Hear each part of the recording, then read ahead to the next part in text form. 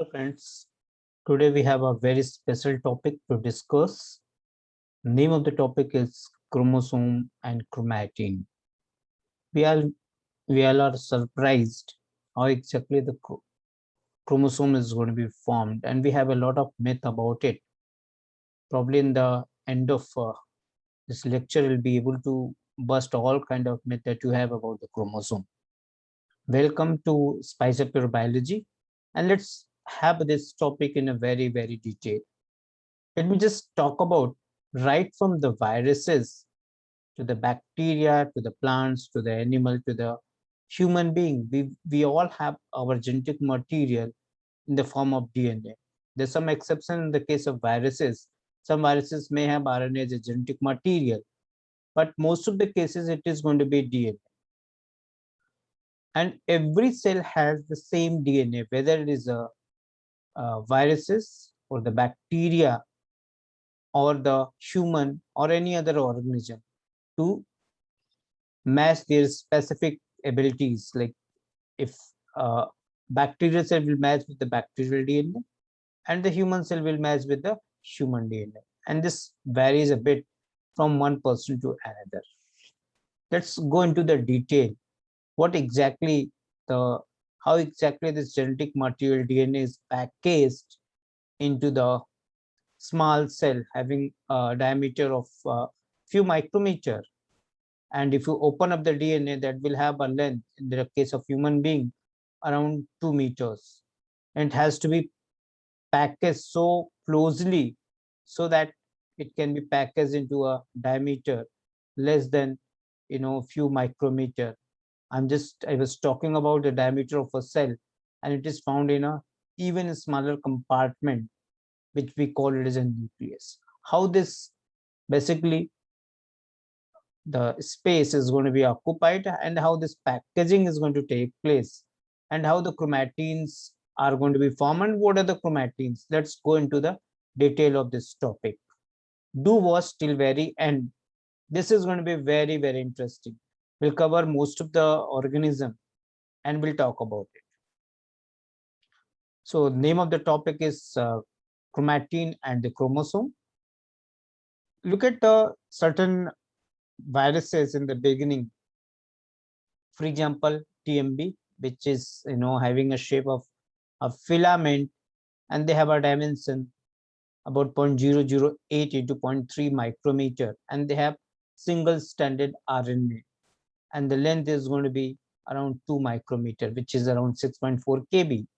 Similarly, if you see the adenovirus, the phase T4, let's come to the E. coli, which is having a cylindrical shape and having a diameter around 1.7 into 0.65 micrometer. This is having one double stranded circular DNA, which is the size of around 1.3 mm, which is equivalent to the 4.2 into 10.3 kb. Let's go to the mitochondria of the human. It has a shape of oblate spheroid, and the size is roughly around 3 into 0.5 micrometer, and they have 10 identical double stranded DNA, which is of size 550 micrometer. And look at the length is going to be 16 kb, which is small in size. And let's talk about the nucleus of the human spheroid. The shape 6 micrometer of the diameter and 46 chromosome of the double stranded DNA, and the length I just told you around 2 meter, 1.8 to be precise, and has a size 6 into 10^6. This is for the all 46 chromosome. That means I'm talking about a diploid condition.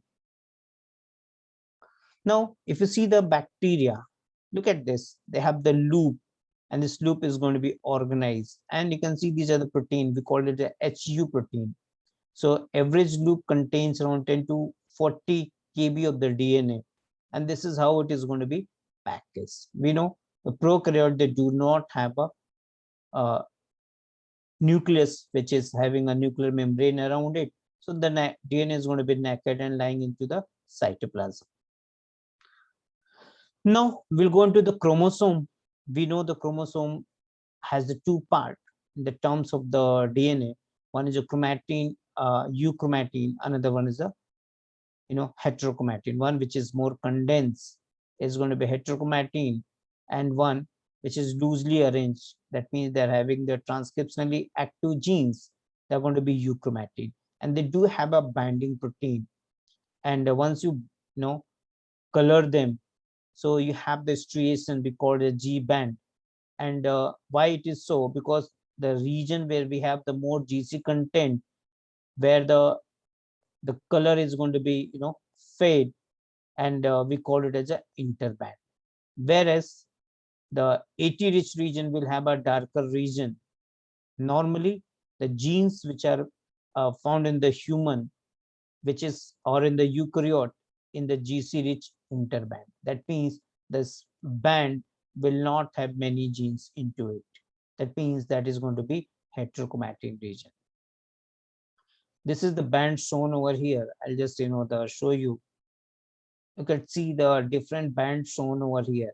So the genes are going to be in these interbands. There's a one human X chromosomes are shown, and you can see the longer arm is the Q arm, the smaller arm is going to be P arm. And they have a lot of interbands, and we have the mixed bands as well. So those bands are in active region which contains the heterochromatin. And if you see, in this case, roughly we'll have the 10 bands on a large chromosome, and total 100 megabases, which is going to occupy around 5 MB length is going to be in the alternate between the low GC band and the high GC interband, where we have the genes present over there.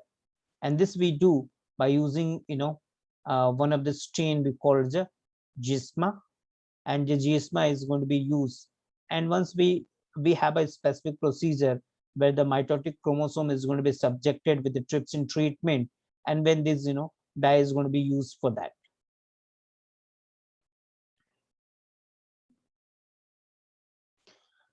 Eukaryotic DNA has a loop and domains and attached to the scaffold. We know, I just give the brief and we'll discuss in the end as well. The eukaryotic DNA has a histone protein which is in the octet form, S3H4S2 and A and S2B, and the H1 is going to be in the linker. So these two present twice. So on that the DNA is going to be wrapped around, and all they're going to, in the end, they form the loop and domains attached to a scaffold. And this is scaffold, keep in the mind, the platform which is made up of non-histone protein. If you look at the DNA in the interphase, the specific location to see the DNA is during the mitosis, and metaphase is the best phase to study the chromosome. Otherwise, they will be in the loose form we can call as a chromatin, which contain the histone protein DNA, little amount of the RNA into it, and some non-histone proteins as well. So DNA of the interphase chromatin is negatively supercoiled into the independent domain of roughly around 85 kb. And the metaphase chromosome have a protein scaffold to which the loop of the supercoiled DNA is going to be attached. Keep in the mind, this is scaffold is non-histone protein. And the specific sequences attach DNA to an interphase matrix. We call it a Mars or SARS, matrix attachment region, and the Mars or the SARS are going to be rich in the AT region, but do not have any specific consensus sequences. If you look at this, if you have a nuclei, and we can see here the stone, and the DNA is going to be wrapped around. So you cleave this with the restriction endonucleases. Specifically, you cut this, and or you can go for the DNA treatment to remove all the DNA. So you can see this structure is going to be formed, and you can some part of this DNA is still attached to the histone protein, and you can the matrix. So we call it the matrix attachment region, and this is what you're going to see. And in this, if you add the DNA, you can see the Mars is going to be formed. And this is how in the normal circumstances, the chromatins, you can see the different color shows the different chromosomes where they're present in the nucleus. They're going to be condensed during the cell division. So one which is more condensed will have the heterochromatin, and which are loose, which are ready to be transcribed. Now, talk about the two important structure in the DNA. One is the centromere, another one is a telomere. I had a lecture on the telomere separately, but we'll talk about little bit today as well. Let's first talk about the centromere. This is very, very important for the segregation during the cell division. And this is a place which has a protein called a kinetochore, to which mitotic spindle fibers are going to be attached to, and which leads to the separation of the sister chromatids during the anaphase of the cell division. And the centromere region is having heterochromatin, and they may be rich in the satellite DNA sequences as well. Now, see how exactly it is going to be. If you look at this blue regions, which are the S3 octamers, and you can see in between we have the CEN-H3, which is tetramer, you can shown over here. So here in the center is going to be octamer, but on this side where the kinetochore is attached, it is called as the CEN-H3 centromere region, and they have the specific H3 which is in the tetrameric form. And this is your metaphagic chromosome, which is formed after the great amount of the condensation. Now, when we talk about east artificial chromosome, where we talk about the CEN region, it was identified in the Saccharomyces cerevisiae, and they provide the mu circle, that is a plasmid in the east, to segregate accurately during the mitosis, which leads to the, I just told you, east artificial chromosome making. Now, what exactly make this CEN2 function so beautifully well? The region behind is that they have the three regions, that the short consensus sequences we call the CDE1, 3, and 2, whereas the CD2 is going to be AT rich region. And a specialized protein complex that is an alternative to the usual chromatin structure, which is going to be arranged on the CDE2. The CBF3 protein, which complex binds to the CDE3, is essential for the centromeric function. That means the binding of the CBF3 to the CD3 is essential for the centromeric function. So how do we know that? So we go by mutating those regions, and the region mutated, if it is leading to the loss of the centromeric function, that means that region is going to be specific, and that provide the centromeric functions. And if you see the mutation in the CDE1 or CDE2 reduce but do not inactivate the centromeric function, whereas these three regions, three bases CCG of the CDE3, which completely inactivate the centromeric function. You can see the CDE shown over here. CDE1 is here, and the CD2 is over here, and the CSE4, which contains the nucleosomes, and you can see the CBF3 bound to the CDE region. This region is very, very important. Other protein is a MCM21, OKP, CTF19, and CBF1. Let's talk about those structure. CDE stand for the cell cycle dependent element 1. They have a base sequence around 9 base pair, which is conserved with the minor variations, whereas the CDE2, which is more than 90% made up of AT-rich region, and the size varies from 80 to 90 base pair. Whereas, and they do have the short randomly repeated satellite DNA as well. Whereas the CDE3, which is important for the centromeric function, is 11 base pair sequence, and which is highly conserved at the right boundary of all the centromere. Whereas these three bases are going to be more important, and if they get mutated, that will lead to the loss of centromeric function. Centromere may contain some repetitous DNA as well, and their function is still to be searched on. And lastly, the telomeric region, which are replicated by the special mechanism that we know. Already I told you they have the flanking or rich G region discovered in the tetrahymena. I had made a separate video on that. So telomere consists of the simple repeat, which is a rich region, has a sequence where the C is going to be more than 1 and 80 is going to be 1 to 4. On the other hand, it is having the GT part. And a protein which catalyze this function, we call it TRF2, which is going to seal at end. The 3 repeating unit of the GT strand forms the loop, we call it as a displacement loop. And citrulline protein complexes I already spoke about in my last video lecture. Do watch that video as well to make your telomeric concept more clear. Now, this entire DNA is going to be coiled in array of the nucleosome.